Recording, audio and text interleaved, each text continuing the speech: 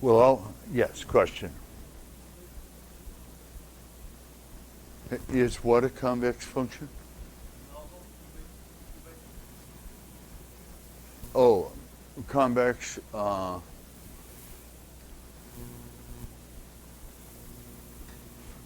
no, log y, this is log y.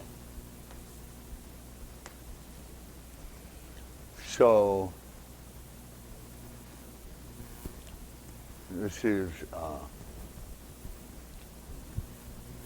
concave function. Log q over p is concave in q over p.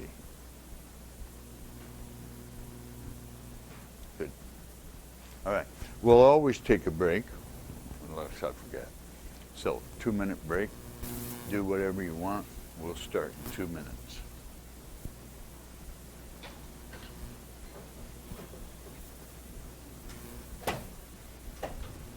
Yeah.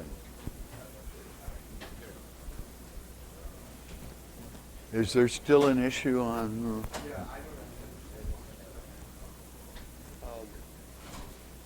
It looks like we're taking the expectation with respect to. Well, here's what I'm really here. Let me say. We have summation p of x log q of x over p of x. And this is,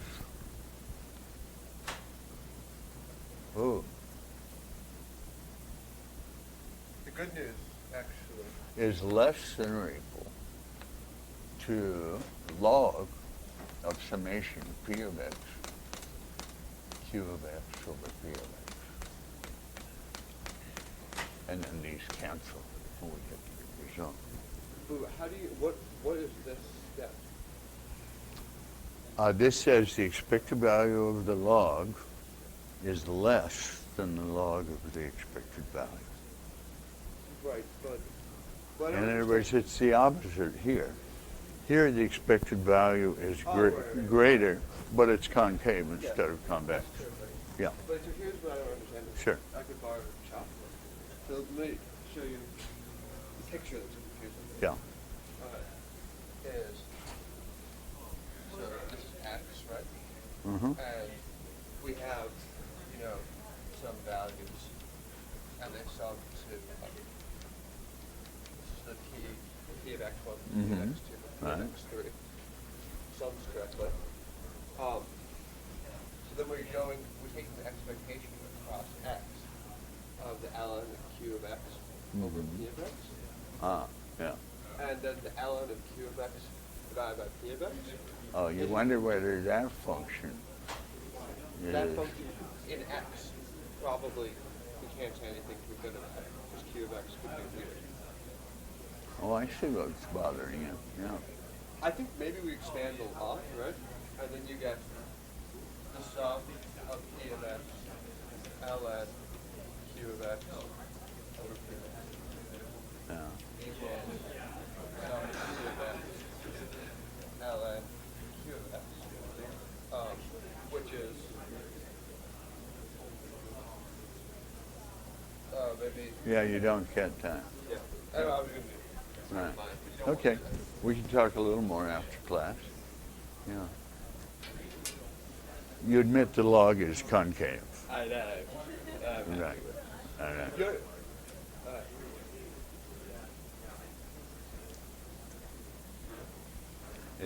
Let's call this V of x. Right? So you admit that the expected value of log V is greater than or equal to log of the expected value of V. Yeah. All right, but V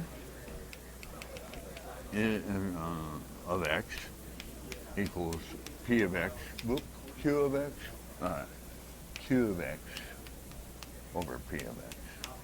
Okay. So in any case, we've just applied this. It didn't matter what was there. V of x So is yeah. None of this has anything to do with X, but just with the distribution. Let's see.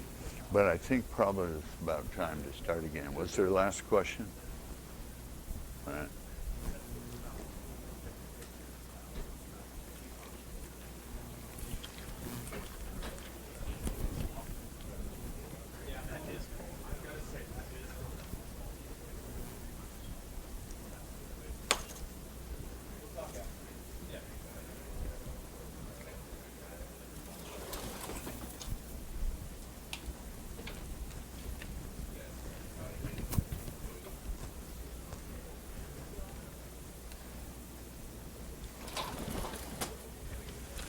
Okay, now for a shower of results.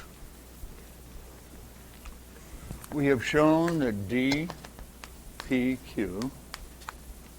is greater than or equal to 0, with equal if and only if p is equal to q. That is, the distribution p of x is equal to the distribution q of x. All right? Now, let's prove the following theorem. That the mutual information is non-negative. That makes sense. You would expect there to be maybe a small fraction of a bit of mutual information between x and y, but you'd expect it to be positive. You wouldn't expect to be more confused after seeing y than before, on the average. All right. Proof? I of xy is the distance.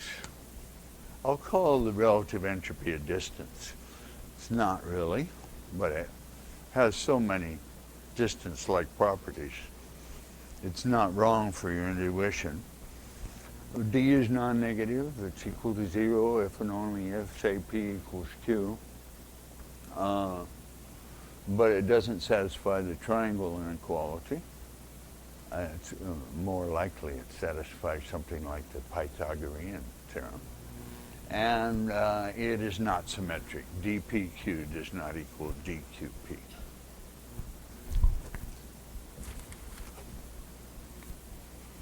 But if I look at a distribution Q, and I look for all P such that the distance between P and Q is less than or equal to R for radius, that turns out to be a convex set. So you can show. All right, back to here. Mutual information is the relative entropy distance between the distribution, joint distribution on x and y, and the associated product distribution. It's a measure of how dependent x and y are. Because notice if p of xy, if x and y are independent, this is the product of p of x, p of y, and then you have this distance, which is 0. Okay. In any case, we've shown this is greater than or equal to 0. And let's add to the theorem. With equality, if and only if, that's what two f's are, if and only if x and y are independent. By the way, independent we have our own notion for that, but it means nothing more mathematically than the fact that the joint distribution factors.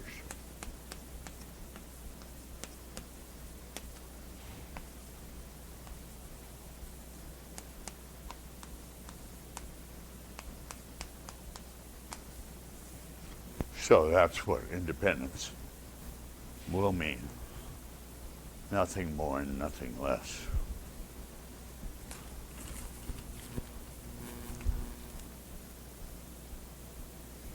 All right. So that was another result. We've now shown that mutual information is non-negative. Now let's show that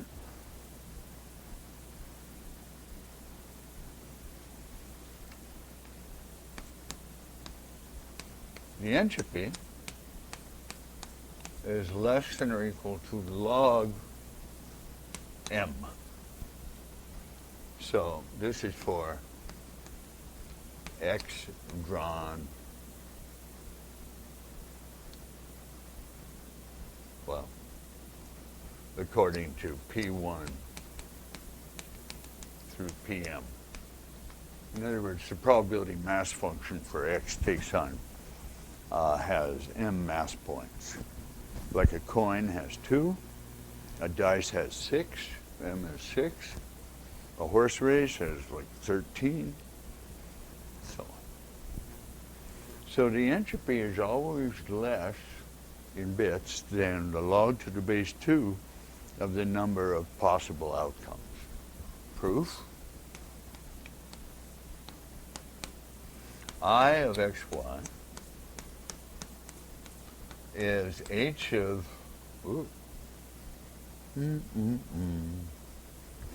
here's the proof.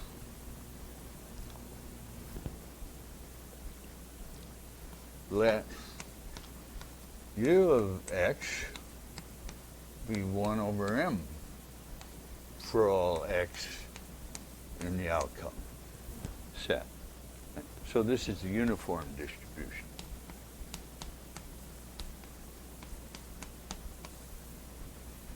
And now, how far are we from the uniform distribution? What is d p u? The distance between p and the uniform. Well, that's summation pi log pi over ui, which you'll notice sometimes we write p of x, sometimes we write p sub I. I don't think that's going to cause trouble. We index it however is most convenient, but we do it consistently and unambiguously. All right, here we go. This is summation pi log pi over 1 over m, which is log pi plus log m.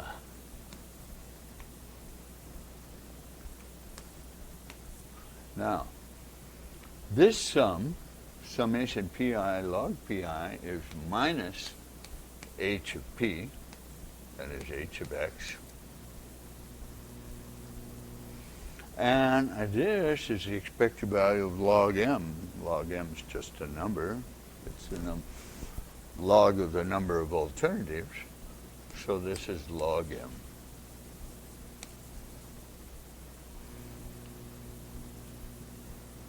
You notice I had base e here, base 2 here,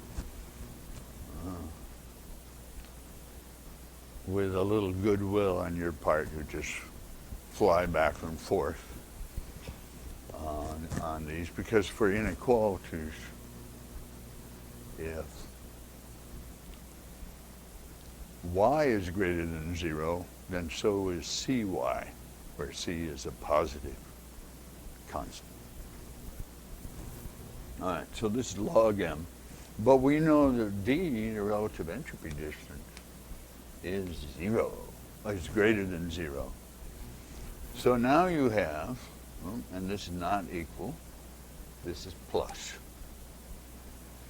So you have minus h plus log m greater than 0, and therefore h, let's call it h of p now.